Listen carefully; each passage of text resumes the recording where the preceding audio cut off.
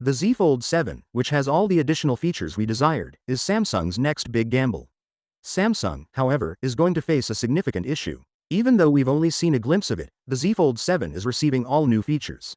However, Samsung is unable to change the Galaxy Z Fold 7's pricing this time. According to sources early this year, Samsung plans to keep the Z Fold 7's price at $1,899, the same as the Galaxy Z Fold 6. After that, there is a tariff drama, and we discussed raising the price of the inexpensive selection.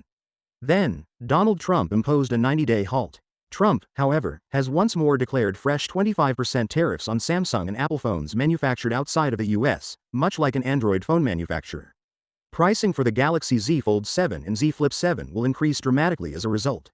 For comparison, a 25% price increase from Samsung would result in an additional $474 in price increases due to additional tariffs.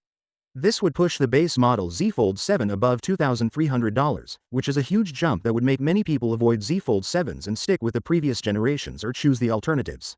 Even though Samsung is the greatest in the business with the priors, which means 512 gigs for the same pricing, it's still hard to defend the price for the US market. However, you should look at the product mentioned in this video if you're looking for a Z Fold 7 with reduced pricing.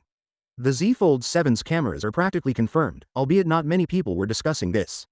Allow me to give some helpful information. I think the Z Fold 7 will likewise perform remarkably well with the same 200-megapixel sensor, given the performance of the Galaxy S25 Edge with the same sensor.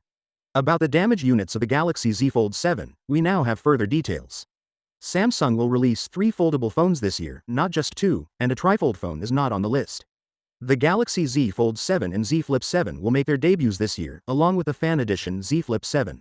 This is Samsung's thinnest foldable phone, with a substantially wider cover display and a larger inside display than prior models. However, more information regarding the live demo units was not provided by the source. Finally, what are your thoughts about it? So without being said, let me know your thought in the comment below, and if you are new here, please subscribe. Peace out.